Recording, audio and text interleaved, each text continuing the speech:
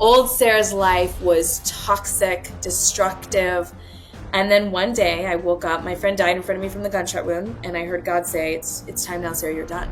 In the 2 weeks of complete darkness and the worst pain of my life, I just caved into God from the chaos and finally just let God take me. And I heard God say, I took your eyes so you could see with my eyes, to build these cities and to build for me, and that the mantle of Sarah exists upon you. That your identity is in God, not of this world, and stop looking to everybody else to ask, how am I doing with God? How am I doing in my business? How am I doing this? And go ask God.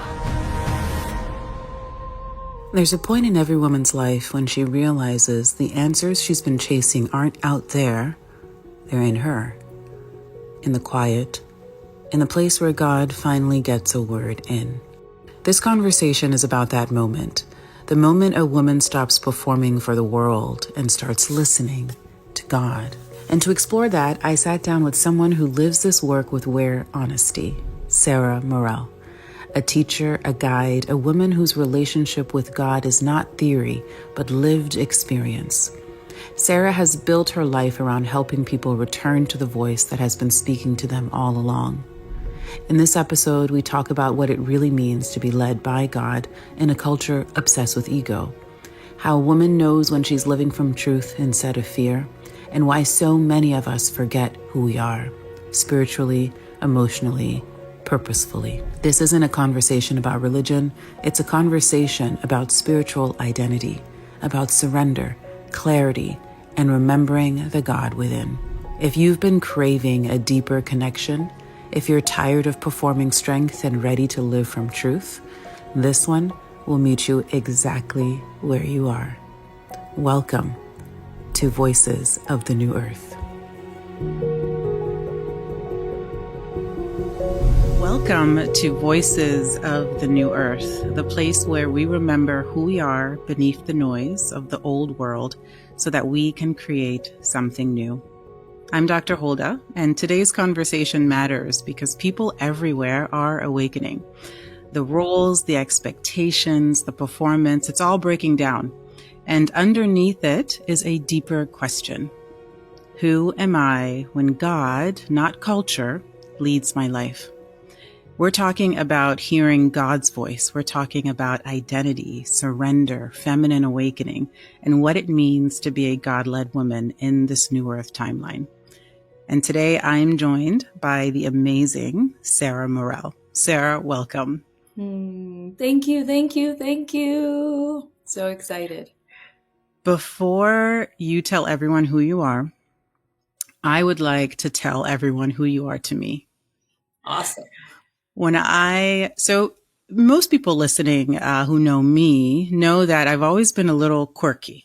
I've moved through the world, not feeling alone, but always feeling different, trying to merge my medical background and my intellectualism and my research with all of my spirituality has always been one of those things where it's just been hard finding someone like me. And I remember a spiritual teacher of mine said, you will meet souls that feel like home. You are going to move around the world and you will find them. They will be scattered. They'll be working in different places, but you will find your divine sisters and brothers. And when I met Sara, it was at an event. I had never seen Sara. I didn't know who she was. And she walked out to go on the stage. And as soon as I saw her, I thought, wait, I know her. I've seen her somewhere before. And I get this reaction all the time because I often will run into patients or I'll run into people that I met at events, but I had never seen Sara before. And as she began talking on stage, I started to get visions. I started to remember a time before time where she and I were together in some sort of dimension. And I remember feeling proud of her. I remember seeing her going like a lightning bolt to all different places. And we were really proud, whoever we was. And since then, I had to tell her immediately. And I'm sure, I don't know how you felt, Sara, when I came up to you to tell you that at the event, but Sara is a soul sister to me. So I just wanted to get that out of the way first before you tell everyone who you are. It is so, so, so beautiful. I think it's really important for people to hear too, when most of us would feel that sensation, but we wouldn't be brave enough to walk up to the person. Mm, And that's a key, really important part. If you're trying to co-create with God, God gave you the voice, He mm. gave you the body. And one of the biggest lessons God ever gave me was like, say the thing, Sara. I'm like, what can I do to serve you? He's like, speak. Yeah. You came up to me that day, and what kind of bravery do you have to hold to walk up to a speaker who's on stage and be like, I know Mm, you. I've seen yeah. you. Yeah. That says, I Yeah. think that's just something already that if you guys are listening, that's a code in itself on how do you create the life that you want. You gotta open your mouth and step up. Mm, mm-hmm. Um, I remember, so as someone who's doing the lightning bolt, many prophets have said you're like God's lightning bolt. I even have a Mm. lightning bolt on this hat. These are the Oh, Trinity here. wow. Trinity burned in. I Okay. got it. Yeah. Sometimes they say in your manifestations you have equal to greater the resistance that exists that you must go through. Some people might say it's Satan or opposition or contrast or stretching. Some people call it testing. Mm-hmm. Um, I don't know if I could give you the terminology of it other than there's an energetic. It's like what the way I describe it is you're at a radio station frequency and you get to the other one, you have to go through static. Mm-hmm. And for a lot of us, the static looks like chaos and it's uncomfortable and, Mm-hmm. our bodies can give out and we run away. So most people don't turn the radio station. It's like Mm-hmm. 98% of the population. I think we're actually growing as a culture. We're getting more conscious and many more people are moving. So it used to be, they say the 1%, but I actually think it's much higher now, especially since COVID. But I would, whatever portion of the population, their life's calm, it's consistent, it's steady. They're not moving this dial, right? I'm Mm-hmm. moving the dial all the time. Yeah. And when I met you, I was in between another dial moving, and I remember just being exhausted. And you came Mm. off, and you're like, "Sister, I see you." And I was like, "Thank God!"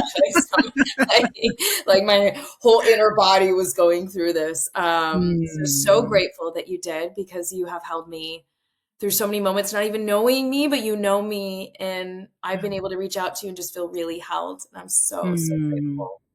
Mm. uh Intro on me. Yes. I Sara D. Morell, and I'll give a little story to kind of the God essence in a second, but on paper, credentials, like why should you listen? First of all, I just want to tell everybody that you're listening to this right now, I'm gonna give you a homework type girl. I'm a right away, I already am giving you lessons. There's a lesson. I want you to Perfect. hear it, paper it, go do it. So you're listening to a crazy story that's beautiful and magnificent, but you're also gonna walk away with tools and tips. We have a short while, so I'll talk fast too. On paper, I have a project that's 137 acres. It's an eco-luxury, self-sustaining mini city just outside of Austin. Myself and one other person, which I'll tell you the story in a minute, started. We've raised $70 million, and the first Mm. house is Wow. almost complete. That's a Amazing. single mom. I'm a single mom who started this with one other guy who, sat on my bed here and we were in debt, or he was, like it was not what, some of these magical stories seem like. No, it's more Steve Jobs outside of the garage playing with some buttons. Mm. That's what happened. I also am a real estate venturer. I've just intuitively can hear and know, thanks to God, and see visions on where to move and how to get certain projects off the ground and where to invest. And I own quite a few buildings where I'm opening up social clubs, family social clubs, which are really exciting, called The Temple. And Mhm. recently launched another company, which is an Ecolux self-development company. We Mhm. build more mini cities and healthy homes that really cure the temple Mm. inside and out. I've spoke on stage to 1 million people in person. That's not just live. Wow. It's the whole city of Austin in one spot.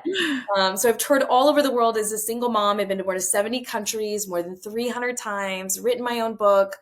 And, this is just basically in like the last 4 or 5 years, really listening to God and finally standing in my own voice. I'm on the board Mm. of 9 orphanages. Wow. So I do a lot of these developments, but I believe it's really important to be of service and love giving kids home. And yeah, so it's a little Sara, Yeah. what I'm doing and maybe what might help you if you're looking to start a business or realistic Yeah. And support. we're gonna go into that. I love your God story, I should say. I think the first time you told me just all the magnificent ways in which God shows up for you and how your relationship with God began Yeah. was, it gives me chills every time. So I would like for you to talk about what life was like before you kind of woke up to who you are and that relationship with God, and tell everyone listening what that relationship is.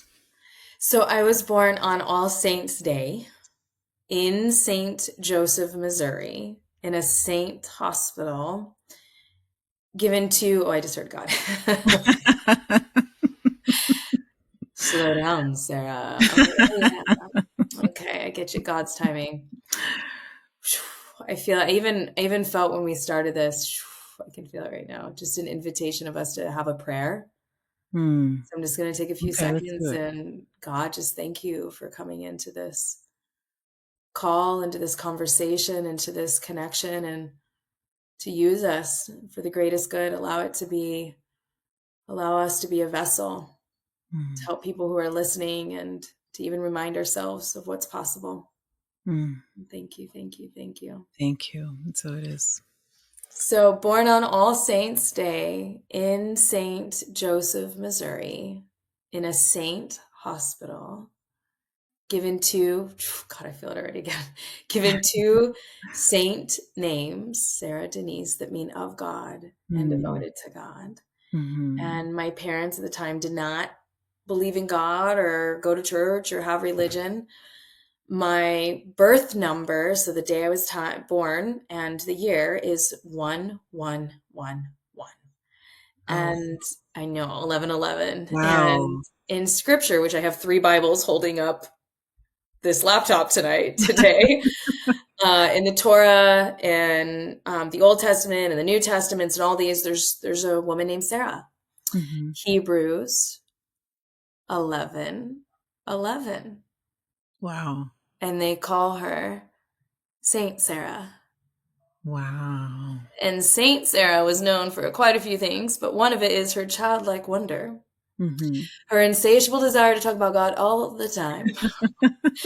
She was the first woman known to not just be a wife and a mother. So she broke the curse on women only being known as a wife and a mother, but she was the first woman conduit ever known to hear God as prophecy out of Mm. all of the textbooks, according to biblical scriptures and the Torah and all that, right? She was the Sure. first woman. Yeah.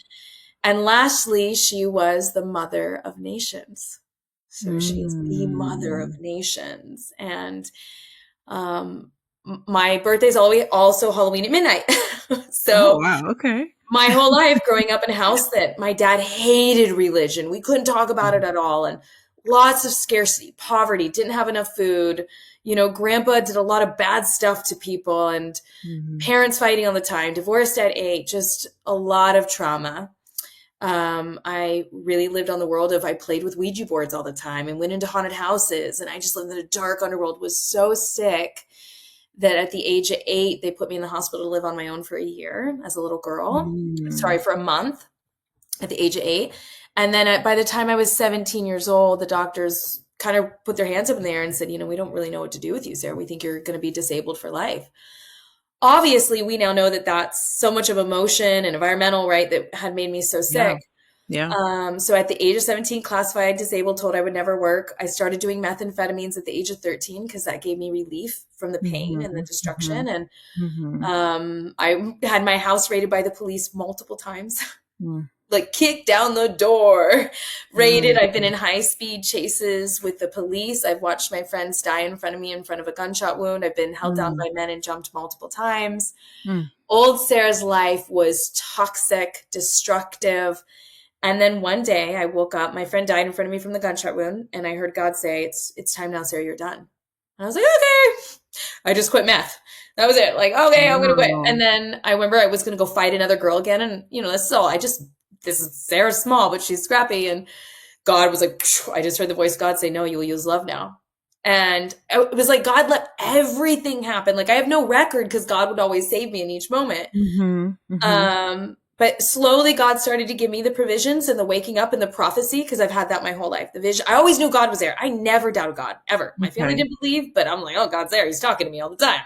So I've Okay. always had that gift. And it wasn't until divorce So married toxic, lived toxic, super, basically first 37 years of my life, I was in jail.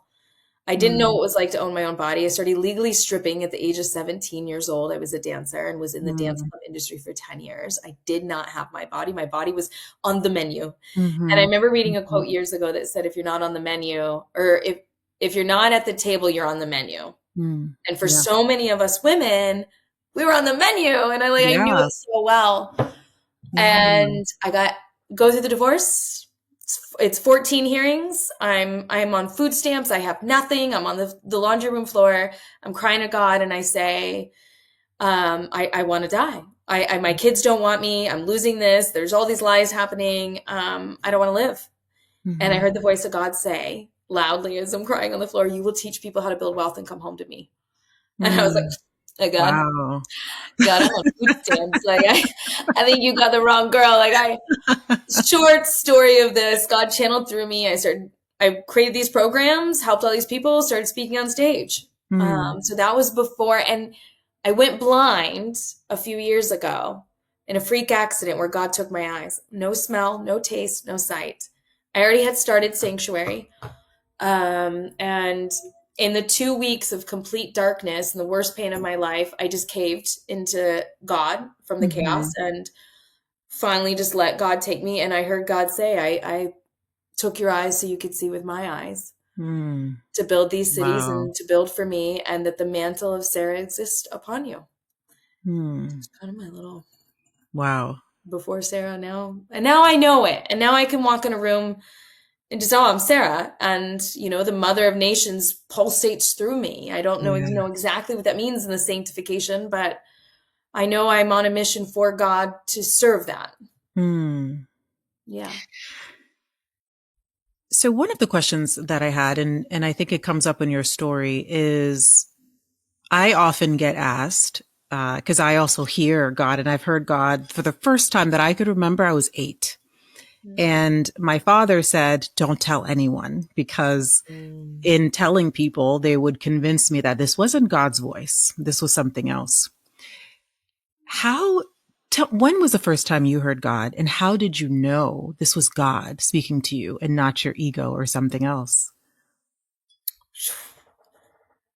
The first, as far back as I can remember, I felt something with me Mm-hmm. because the home was so toxic. I can't tell you, I've always felt and known that God is real. Mm-hmm. Always. Whenever Yeah. somebody would say it, like, oh, that's God. I remember God guiding me to go to church when I was really little by myself. And then God pulled me out of the church, and God did that as an older, like, go, and now I'm going to pull you out. I want you to know Jesus, but now I'm going to pull you away. And Mm. but one of the first, I think, pivotal moments that saved my life, I was 8 years old. And something happened. An older man came in and tried to do really bad things to me. And I heard God went, run. And I just felt this, and then Mm. told me exactly where to go to hide. Mm. Mm. Um, Mm-hmm. yeah, Mm. but I've never remembered it was never safe to tell anybody, Yeah. ever. Yeah. You were black sheeped. It was your crazy Yeah. one in the family. So I couldn't even have, my dad, I couldn't even tell my dad. I would just tell everybody, Yeah. I don't think we should go left. And people were like, no, I don't think we should do this. God's like, don't do it. Yeah. So I hid it for a long time. I just said I felt something. I Yeah. never gave it the credit to God. Yeah. Oh, that sounds so much like my story. So God knew things that the little Sarah couldn't possibly have known. Yeah. And so you knew. Yeah. Yeah. Yeah. Yeah. All the time. Yeah. Yeah. So grateful, huh? Isn't it amazing to have that? It really And, is. and Yeah. just curious for you, when you feel it, because everybody wants to know, well, how do you know it's God? Hmm. I'd love to know your description of how did you know it was God? So for me, and it's just like what you said, I've always known that God was real. And the first time my father described this concept of God, I immediately lit up. So it's something that I think I was just born with, but I think, for me, whenever God speaks to me, it's not in words. It's like a knowing, Yeah. and I have to listen. It's like there's this electricity or energy that flows through me. And it's like, I need you to stop right now. I have something to tell you, and I can't deny it. It's information again that the little me, little Amy couldn't have possibly come up with an answer to something I was looking for. And I could feel it. And I didn't know anyone who had that experience. Okay, so I describe it as unconditional love. Mm-hmm. It takes my breath away sometimes. Little nudges, but when the voice of God like comes in for divine intervention, it's like like Yeah. whoa, like just Yeah. raptured in and Yeah. or peace, like love and peace come together and they deliver, but it experience it as a vibrational frequency. Mm-hmm. And Mm-hmm. a knowing that translates into a vision or words. Like I'll be able to regurgitate it. But I just want to Yes. say my 10-year-old had his birthday this year. And we were all talking about God that day at the temple. He came back. I was in the shower. I hear him screaming. He busts open the door and come in, and he's 10. We don't go in the shower together, anymore. Like, Right. he comes screaming in there, and I hear, Mom, Mom. And I was like, Alice, like what, bud? And he's crying and his face is red and he's vibrating everywhere. And I was like, what is going on, buddy? And he's like, I just heard God.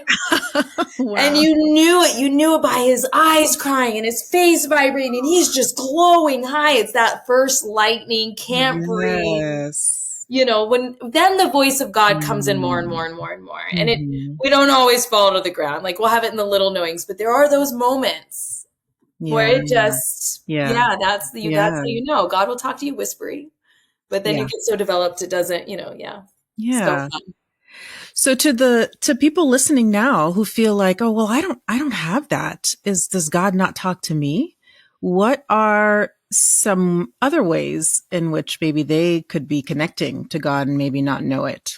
Yeah. Okay. So first of all, I just want to say I'm not religious in any way. I do follow the walk of Christ and I love Mm-hmm. studying what he taught. I've never felt more peace ever. Also never felt more distortion than when I came to church. God brought me to church so I could know Christ, but then God pulled me out of the churches. And I've had a Mm-hmm. really tough walk there, but Mm-hmm. really peaceful walk with Christ and understanding what Christ taught. Yeah. So I just want to say I'm not religious. This just comes from a place of unconditional love. Yeah. I also know there's that quote of, where Jesus said, well, who are you? I don't know you. And that's not because I think God was trying to ignore, but without our free will of asking, Mm-hmm. God gave us free will. So it's not like intended, but they've started studying plasma. I don't know if you've watched this or studied the research on plasma, but it's this invisible force that exists around us. Mm-hmm. And when you look at it, it comes to us. When you want to study it, when you want to like lean into it, it comes to us, right? And so I think if you haven't already asked God, ask. I don't know how many people I talk to. I'm like, well, have you asked God? No, you gotta give free will. Like the first one is ask God, I want to hear your voice. The second is God, I want to know what your love feels like. Mm-hmm. And often we pray not with our mouth, but we pray with our heart. So taking stillness, silence, and solitude, God's love language for me, thanks to my sister Sola, who helped open this up, is time. Mm-hmm. Mm-hmm. If you can just take space out, I'm going to sing to you, God. Like they say, singing is praying twice. Yeah. So if you sing to God and, God, every night for an hour, if I was to turn this around, you'd see my bed of like 30 books of God. It's my God time. I have an alarm that goes off every day, multiple times a day that says, this is your time with God. I pray, I sing, I just sink in and I cry all the time with ecstasy. I go to events and people ask me like, do you want to trigger this? And I'm like, no, I'm high on God. It's the best. So those are, give your free will, ask for it, posture your heart, pray with your time, give that time. Those are some of the ways if you can let go of the idea of what God's voice looks or needs to feel like and just start to establish a Morse code system with God. In the beginning, you could say, okay, could you show up in signs and symbols? But you will graduate out of that. Like signs and symbols won't work eventually. God's just going to speak to you and he's going to want you, or she wants you to move from that. But that's a good way to start.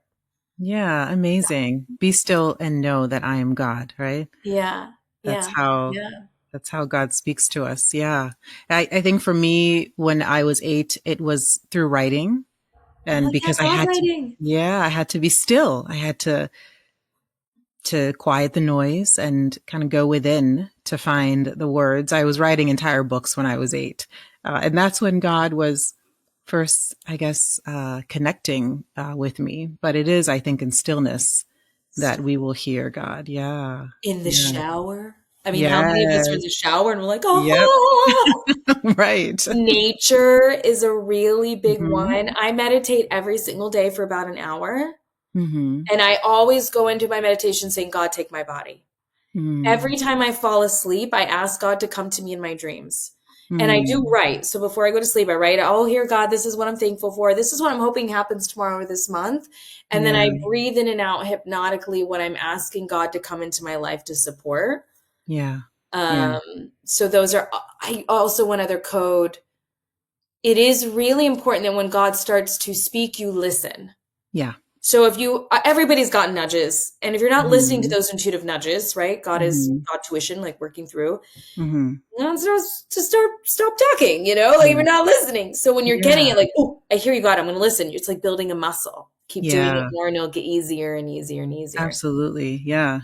And I find that sometimes when women ask me that question, that because we've been indoctrinated with the idea that God is somewhere in the sky, sitting on a throne with a white beard, he's inaccessible.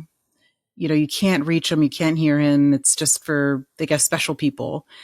But I'll never forget, and I'm going to tell a quick short story. I was at an event with Panache, Panache Desai, for people that know him only by his full name. And I remember he asked me to close my eyes and ask God a question. And even in that moment, this is what I think a year ago. I was having trouble connecting because I was frustrated. I was asking God a question that he wasn't answering. And Panache said, let's do it now. Close your eyes and let's ask God. And in that moment, he reminded me that I'm not outside of you. Find Mhm. me within you. And as soon as I made that shift, all the answers started pouring in. Panache was like, my work is done. That's exactly the point of that. So I think It's so remembering, powerful to take. yeah. There is a lot of distortion in what has been taught, and a lot of shame and guilt, and that's the spirit of religion, Hmm. which I could talk about for a while. That's shame Hmm. and guilt, and Yeah. Yeah. Yeah. it is. God is inside of us, and I personally, and I know this gets a lot of flack on the religious world, but when I tune in and I ask God, "Are you male or female?" and I heard, "I am neither, and I am both." Hmm. I am beyond just the spectrum of one or the other. That's why Yeah. Shekinah in Hmm. Hebrew is the feminine face of God. So the Hmm. original word is what I study. Hmm. That's why I have the Torah. Like I try to go to what they originally said. So Yeah. for those of you who might be stuck between these worlds, gosh, it's really tough. It's really Hmm. tough. And one example is the first time I went to church, I heard the pastor say, "You must fear the Lord." Mm. And I went, "What? What? Yeah. My God? No, Yeah. I've never had to fear my God. What? What do you mean fear my God? What?" And I was like, "What?" And I heard God say, "No, no, no, Sarah. I want you to look up the Hebrew translation." So God will come Mm. in all the time chatting with me. And the Hmm. Hebrew translation of fear is reverence. Mm. That So makes sense. obedient means to Yeah. hear, means to hear. To hear. You Yeah. must be obedient. No, baby, you got to hear. Yeah. Sin Yeah. means to miss the mark. Repent Yeah. means to turn away. We've distorted the word so much that now, because God gave us the gift of co-creating our reality, we've been Hmm. manifesting a world of shame, guilt, sorrow, scarcity, poverty, money's bad, rape, pilgrims. If they're not religious, they're out there, they're the devil, right? Yeah. No, fear means reverence. So you must have reverence for, which is respect, awe, wonder. Yeah. It's a Yeah. completely different love letter. I Yeah. think there's a lot of good in what they're trying to do, and a lot of this is the opportunity for us to bridge the world of the truth of the word Absolutely. For the new earth. for the new earth. Yeah. I have to ask you the questions that I got from my community before we run out of time, and everyone gets very mad at me. So let's go in a few of those. So I'm just going to look at my list here, and this is going to dive into all the beautiful things you've created. So the first question, and I put these, I reworded these so that I can gather as many of the questions that sort of had the same feel. The first question is, you describe yourself as an intuitive architect and an intuitive strategist. Hmm. Can you take us back to the moment when you realized that divine guidance wasn't separate from building ventures and that God actually could be your strategic partner in creating purpose, profit, and well-being? Are you ready for the craziest story? Yeah. So I'm just coaching, speaking on stages, like just starting to like feel who is Sara out of 37 years of being in jail, right? Just for the first time I ever had my own money and did Amanda know me. And I start in my sleep, I start getting these, gosh, I just felt God step in again. I had heard over and over and over, gosh, I'm so thankful. An arc in my sleep, like, you know, the 3 a.m. God wake up, like you hit a brick wall and you're like awake. And it was like an arc. And my meditations would be in the meditation. All of a sudden I'm inside of this giant ship and I'm hearing an arc and I'm driving down the street. And it was like a Bruce Almighty scene. Like I am seeing the billboards change in front of my eyes. The ark, he like must build. And I remember being in church praying, God, what do you want me to do with this money? So I had gotten lucky. God told me what houses to buy and when to sell. The first house made me $300,000 profit. I did nothing to it. The second house, and that's in 2 years' time. So I doubled my mortgage to $2K profit and then got a $300K. Second house made me $1 million profit after 2 years of owning it. Didn't do any work to it, right? God told me what houses to buy, when to sell. So I was praying, what do you want me to do? I thought I was going to buy 8 Airbnbs and like that would be a cool thing. And I heard God in church go, do not touch that money. Like, you buy land. And I was like, oh, like, wow. Like, and then I remember asking people, like, how's your day going? And I would ask, how's your day going? And I would go, you must build the ark. And I'm like, I got to go home. Like, I just felt unwell. I didn't trust myself still. You know, I was like this little cricket walking out of the water. Like, well, I don't know what I'm doing. I'm just kind of figuring out. I launched a program and it seems to work. Like, no idea, Sara. And I go to Daniel Raphael's house. I'm at his house at an event he threw. Love our little Raphael angel. And there was this man there, and I know everybody. I didn't know him, and I felt this really strange sensation. And it felt like it's not time yet. And long story short, for this podcast, he came up to me and I said, what are you doing in Austin? And he says, are you ready for this? Yeah. God told me to come build an ark. No. Yeah. So unbelievable. What do I start doing? By the way, this is us. This is our team that are building the city. Oh, nice. So I start crying because I'm like, oh my God, everybody's going to die. You know, me and you, 2 by 2 and he grabs, right as I'm like crying on the dance floor, he pulls out his phone and like hands me over this development, shows me how he was building a development. Canada got spit out, kind of lost everything and stumbled into Austin where God said, come build an ark. And in that moment, I became the seed investor of the ark, which is, we bought the land for 11.11 million. Okay, 11111. Wow. The address of our mini city, which was not that way, we didn't make it that way. It was already that way when we got it. Is 1111? No way. Wow. 1111. Wow. And these are arcs. These are a completely self-sustaining project so that it can take care of no matter what comes at us. This place is going to be okay. I still questioned for a long time, when you're doing these things, faith meets works, right? It's faith without works is dead. So so for everybody listening, for about 3 years, I was on the edge of my seat thinking I'm creating the fire festival and it's going to tank and I got to go move to Austin or London and hide. Like I was the whole time like, this is going to be a shit show. It's going to crash and burn. It's not going to happen. My face is plastered, but we raised 70 million and 15 houses are almost done. So now I'm like, I'm a little bit more like, okay, I'm not a cricket anymore. But that was the first, like, wow, God's really here. And the temple is the same. It's a similar story. It's a very similar. Should I share the story or later? Yeah, tell us what you're building. I do want our listeners to hear about temple as well. So when you're hearing these things, a lot of times when God asks you, the shit is crazy. It's ludicrous. Like the things that God has asked me to do, he did. He first tested me, but grew me to do these great leaps, like speaking on stage to 1 million people. I had only spoke on stage 8 times. 8 before I did that. Like God had been testing me over and over. Go say this to this. Go deliver this prophecy. Go to this. I'm like, I don't want to do that. God had me yelling at pastors. I'm like, I don't want to do that. Right? Like, so then they're like, okay, you're going to listen to me. Now I'm going to tell you to build a city. I'm like, what? Like, what? Like, I had to sign my name on that debt as a single mom. And my ex don't like me. Yeah. Like if I fail, he's going to take it. Like this. So when other women are watching or listening, like when God asks you to cross the desert, Mm.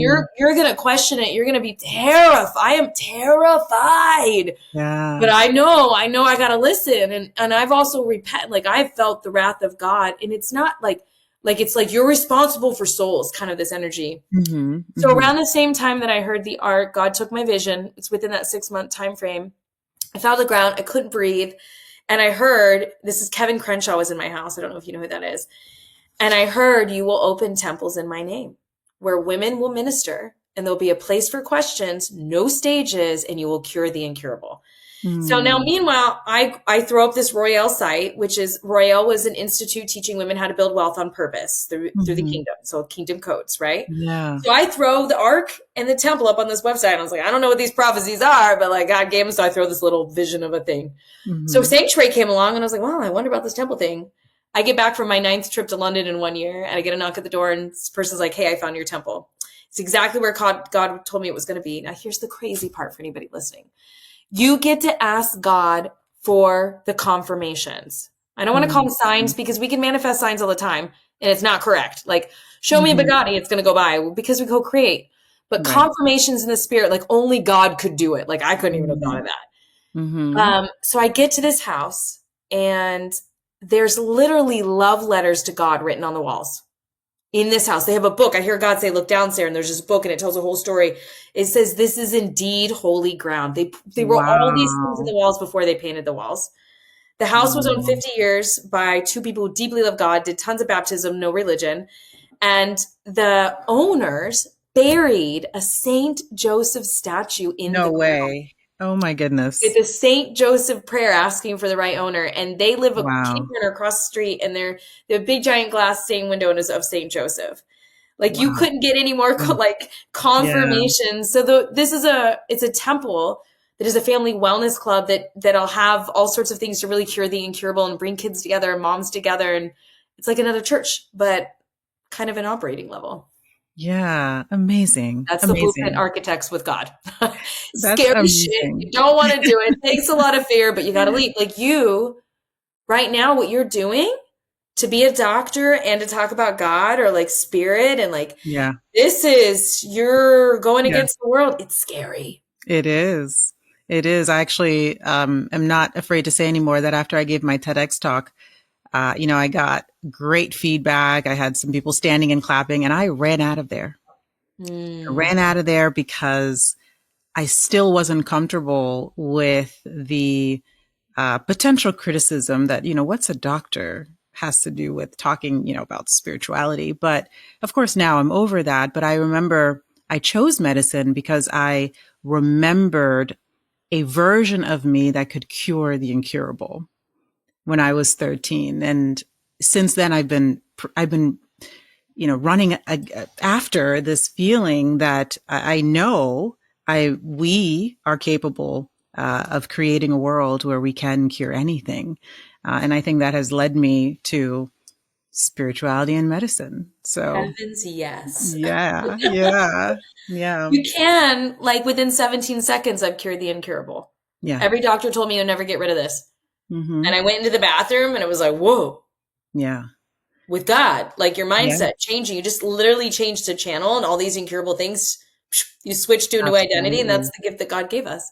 That is exactly what my TED Talks was about. Yeah, switching to a different identity. Unfortunately, I think as doctors, we put that curse where we tell patients you can't cure this, and they believe us, right? Because we have authority, we have power, and that in and of itself becomes an identity that then keeps you in disease. So I love that you said that.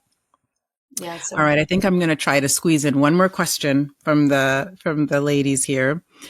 Let's see. Let's ask this one. So you're recognized as one of the global women's top 100 most influential entrepreneurs.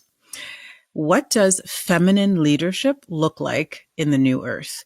And how is this different from the old paradigm? So what essentially are women uniquely positioned to birth right now?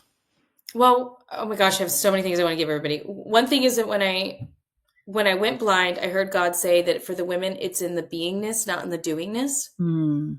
Mm-hmm. And a lot of us women are getting sick. Like I had hyperthyroidism, my hair fell out, my period disappeared. I was doing. God was like, Yeah. "You're going blind, get in bed." Like, I kept hearing God say over and over and over, rest, slow Yeah. down, slow down, slow down. I Yeah. was being featured on a TV show called Get Your Shit Together, and I ended up having this accident. Mm. We are designed by nature to sit and create life. We just can hang Mm-hmm. out and a whole baby's gonna, Mm-hmm. we get to Yeah. birth worlds Yeah. through barely moving. Yeah. We are aligned action in the right moment. Get up, eat. Get up, pee. Mm-hmm. Rest. 90% of the meetings I have, and this is for all you women out there, I tell anybody for all my Zoom meetings all the time, no, I'm not doing it in camera. I've just refused it. And I lay in bed naked. As a woman, you get to restructure flow. Yeah. I love how Mickey Alguera talks about soft power. Mm-hmm.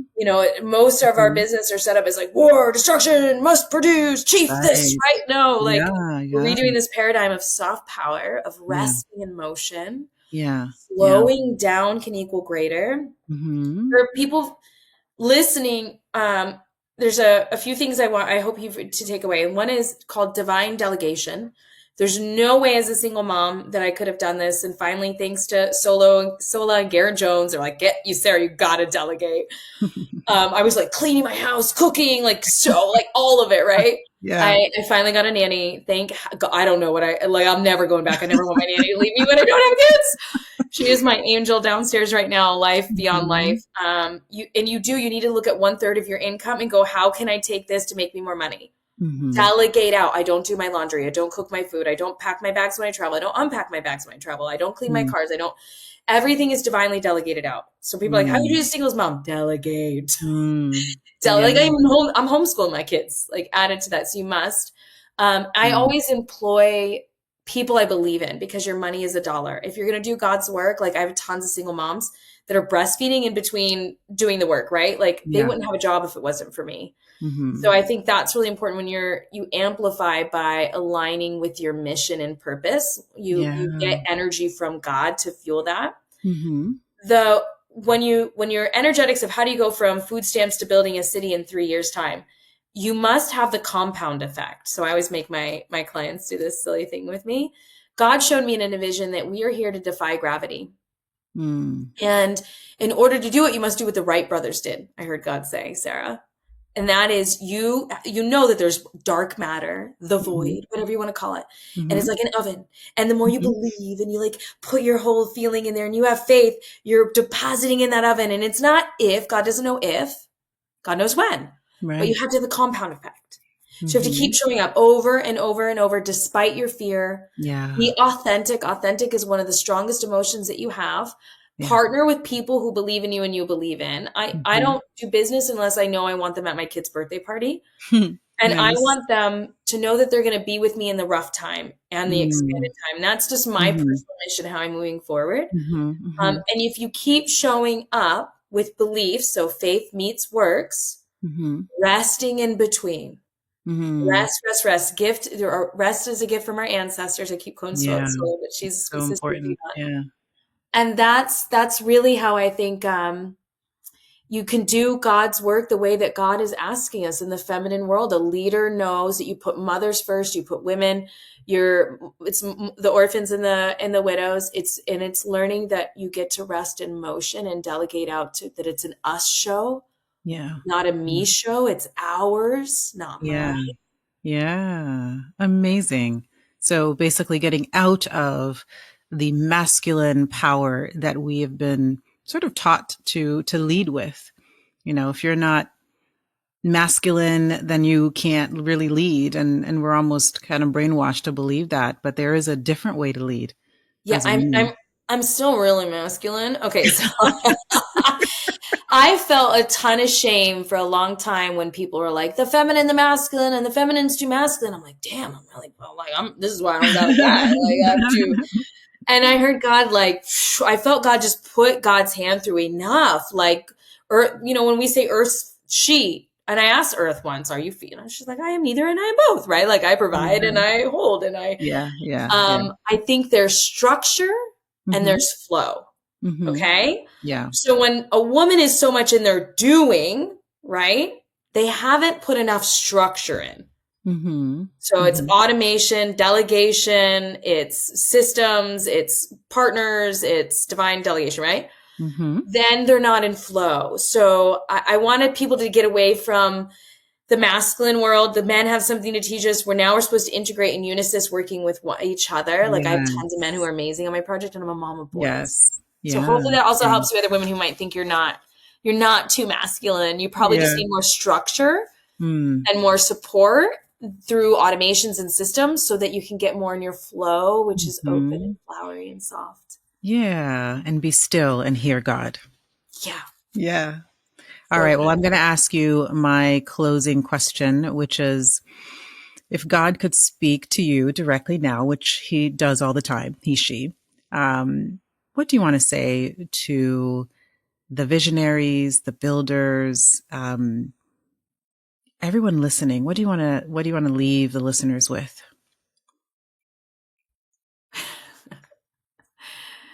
I heard God say, be silent for a second. So you guys are just going to take 30 seconds of silence with me.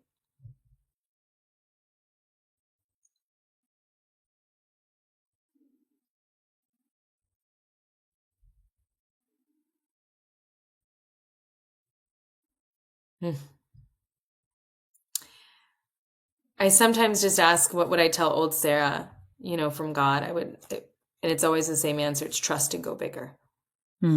Trust and go bigger. And for those of you, if I could tell you that anything is possible in your life, that your identity is in God, not of this world, and stop looking to everybody else to ask, how am I doing with God? How am I doing in my business? How am I doing this? And go ask God. Yeah. Your identity lies in the infinite. Yeah. And let that be the space that you go to. Beautiful. Beautiful. Thank you. And where can listeners connect with you, Sara? Please go to Sara D. Morell on Instagram. It's my favorite place to show all the projects. And we have lots of opportunities now for co-owning properties. So if people want to come in and own real estate together as women or own social clubs with me, the way that our Morell operates is we teach and then we invest and we're of service. So we have 3 pillars. So people can co-own, like some women couldn't own real estate on their own, but through Royale, we can. Amazing. Amazing. Yeah. And I'm going to put all of those links in the show notes so all of you listening can access that information and find Sara's Instagram. Thank you, my love. Right. I want to do it again soon. Thank you. Absolutely. Thank you so much for your generosity, your presence, your divine beauty. I can't thank you enough. Likewise. All right. Likewise. Thank you. Thank you. Thank you for tuning in and sharing the space of remembrance with us today. If something here stirred your spirit, let it move through you. Create with it, live with it. Let it change you. And if you're ready to walk this path with others who are choosing purpose, creation, and light, come join me inside the Circle of One, our free community on School, where healing becomes practice and conversation becomes awakening. You can find us at school.com/the Circle of One. Until next time, keep listening to the quiet within you.